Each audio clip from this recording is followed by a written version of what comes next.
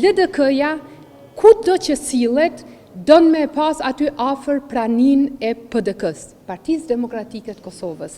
Dhe këtë unë jam e bindur që ka shumë të vështirë t'ja shpjegoj votuesit të saj tradicional dhe prandaj ndron fjalorin nga tranzicioni në unitet pas 4-5 vitesh ka për të ndëruar përsëri, mirë po kjo nuk e fshet dot të vërtetën që LDK-ja bën qeveri vetëm me PDK-n dhe e harron faktin që qeverit e vazhdueshme, koalicionet e vazhdueshme me PDK-n e kanë sjell LDK-n që për herë të përsëritur të jetë partia e tretë në vend.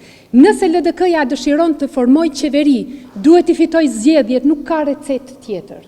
42% e qytetarëve kanë votuar lëvizjen vetëvendosje, Partin Guxo dhe Alternativën si fituese të këtyre zgjedhjeve dhe ky është një fakt që nuk mund të ndryshohet.